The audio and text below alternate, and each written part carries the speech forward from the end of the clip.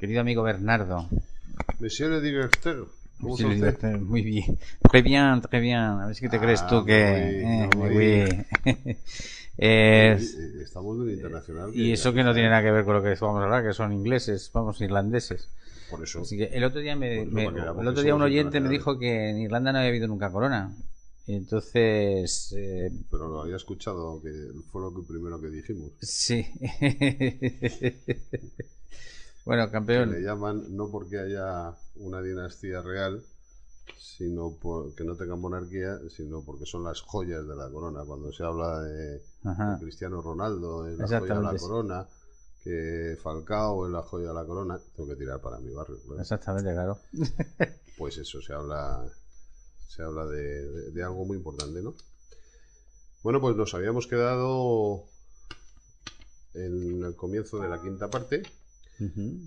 y estábamos hablando, ya había concluido el informe de la comisión Uh-huh. y ya habíamos dicho que este informe estaba diseñado para que pobre Dickens fuera el chivo expiatorio, la cabeza de turco, vamos, que le cayeran, se comieran solito Sí. el marrón.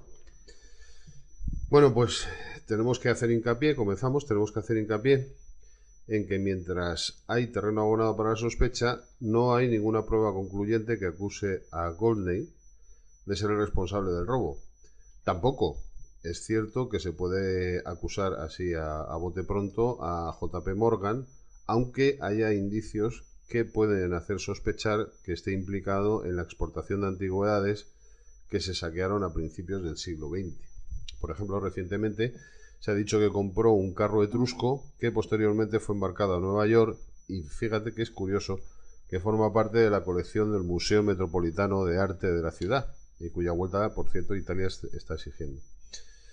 El destino de las joyas robadas sigue siendo objeto de especulación y controversia hasta el día de hoy. Hoy día sigue. Por ejemplo, en 1976, un intrigante memorándum del gobierno irlandés, que está fechado en el año 1927, se dio a conocer a la opinión pública. Y en él se decía que las joyas del castillo se pusieron a la venta y que podrían haber alcanzado las 3.000 libras. Gregory Allen interpretó este memorándum y llegó a la conclusión de que las joyas robadas todavía estaban intactas en 1927 y que los ladrones o los agentes de los ladrones pedían un rescate por su devolución al gobierno irlandés. ¿Verdad que los ladrones tenían agente?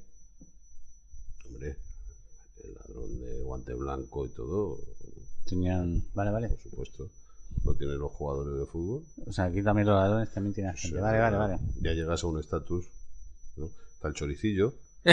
Y luego El ya chorizo. el chorizo, el super chorizo. El super chorizo. Y los super tacañones. Vale. Pues Allen continuó proponiendo una teoría bastante inverosímil por la que las joyas habían sido robadas por unos patriotas, Cuidado. con la intención de impulsar el plan de Arthur Griffith de asegurar la independencia irlandesa mediante una estrategia llamada monarquía dual. Bueno, pues esta teoría algunos comentaristas la han seguido, pero Sean J. Murphy, te recuerdo que es el autor de este completísimo estudio, no está tan seguro, porque dice, no podría hacer referencia a aquellos elementos de las joyas de la Orden de San Patricio que no fueron robados en 1907 y que fueron devueltos a Inglaterra en los años 40.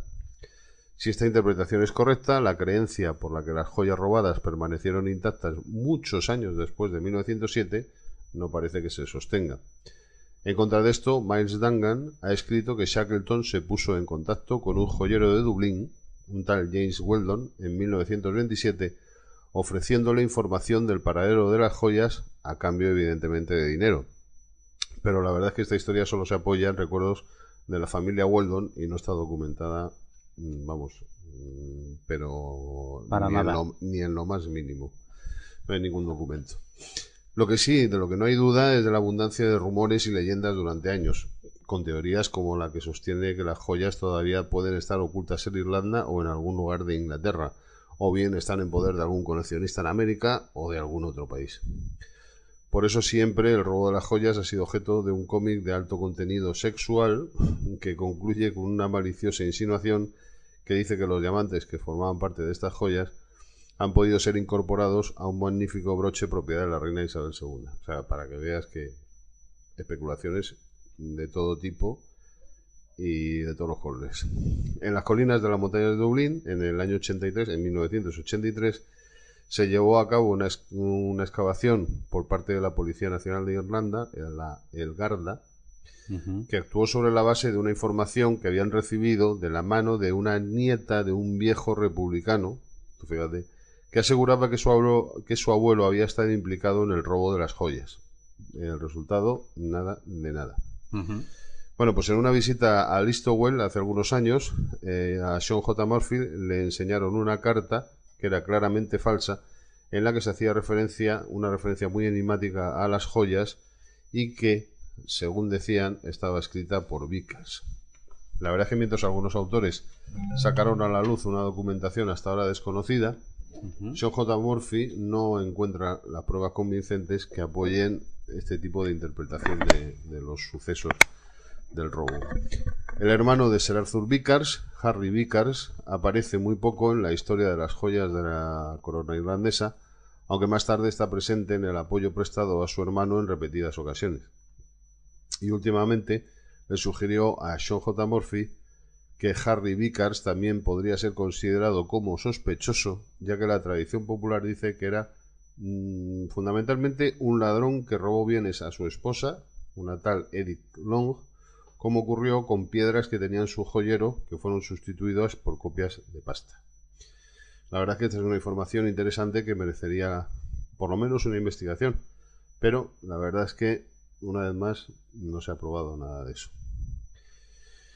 Y bueno, pues reconstruir la historia de las joyas de la corona irlandesa es muy difícil por el hecho de que, como ya hemos comentado en más de una ocasión, desde que estamos hablando de este robo, una buena parte de la documentación importante, relevante, o es deficiente o es muy difícil acceder a ella. Por ejemplo, 8 archivos del Ministerio del Interior británico que están relacionados con el robo figuran oficialmente como destruidos. Y luego también hay vacío en la correspondencia oficial de la oficina de Ulster durante 6 años, los que van de 1902 a 1908. Además, el informe del inspector jefe Kane, que es de una importancia suprema, de una importancia capital, no está localizado. O sea, esto parece el 11M. Aquí hay una cantidad de cosas que dices, bueno, informes que tenían que estar al alcance de por lo menos de la policía, pues no aparece por ningún lado. Y fíjate que ya ha pasado más de un siglo. Pues nada. La oficina de Ulster sobrevivió, por ejemplo, algunas décadas a la independencia irlandesa, que se produjo en 1922, hasta que fue transferida al Colegio de Armas de Londres en 1943 y sustituido en los 26 condados por la oficina genealógica del jefe del Heraldo de Irlanda. Los registros de la oficina de Ulster y de la oficina del jefe del Heraldo que sobreviven están compilados en una serie que se llama Manuscritos genealógicos de la oficina de Ulster, que están guardados en la Biblioteca Nacional de Irlanda, en Dublín. Y aunque se le ha permitido a otros investigadores el acceso a elementos no clasificados de los registros de esta oficina, pues esto fue rechazado a Sean J. Murphy, hasta que tuvo que intervenir el defensor del pueblo para provocar la apertura de una parte de este material. De una parte, no de la totalidad. Y esto fue hace muy poco, hace 7 años, en el 2006. Bamford and Bakes escribió en 1965 que había una capa de secretos y evasivas todavía que rodeaba al caso de las joyas de la corona irlandesa. Y bueno, por otra parte, mientras la mayor parte de los funcionarios ayudaron, y lo recoge así Sean J. Murphy, le ayudaron en la investigación, parece que todavía hay viejas actitudes que, a pesar del paso de los años, pues no han muerto en ciertos departamentos oficiales. De esa investigación necesariamente obligada en los registros de la oficina de Ulster, se puede confirmar que ha existido una depuración del material relacionado con el robo de las joyas por parte de funcionarios contemporáneos. ¿Perdona? Sí. Que tiende a apoyar la versión de que este no era un delito común, sino un escándalo de más amplitud con conexiones en los miembros del establishment. Entonces, fíjate tú, claro, es que Lo malo de todo es que cuando llegas a este tipo de cosas, a este punto de la investigación, claro, ya no puedes provocar nada más que sospechas y habladurías al fin y al cabo. Pero sí lo que está claro es que fíjate que a día de hoy todavía encuentres rastros de que se ha hecho desaparecer material, pues claro, es que no puedes pensar otra cosa que no sea mal, ¿no? También hay que constatar el desorden en el que está la correspondencia que ha sobrevivido de los restos de ese periodo, de la oficina de Luster.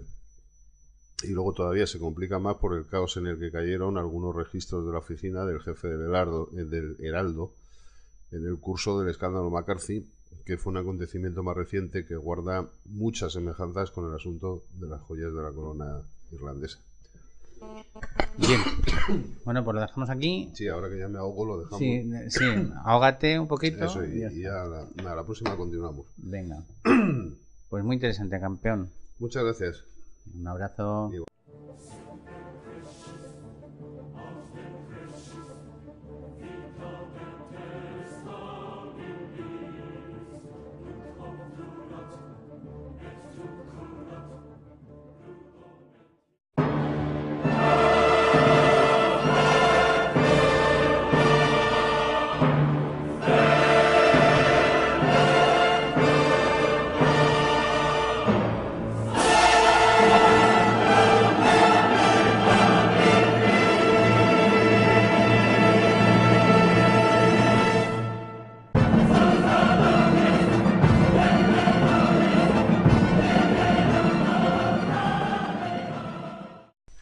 Querido amigo Bernardo. Monsieur le directeur, ¿cómo está usted? Muy bien. Très bien, très bien. A ver si te crees tú que... oui. Está lo que primero que dijimos. Sí. Bueno, campeón. Que le llaman no porque haya una dinastía real, sino porque no tengan monarquía, sino porque son las joyas de la corona. Cuando se habla de fútbol internacional... Y eso que no tiene nada que ver con lo que vamos a hablar, que son ingleses, vamos, irlandeses. Por eso. Así que el otro día un oyente me dijo que en Irlanda no había habido nunca corona. Y entonces... Pero lo había escuchado que fue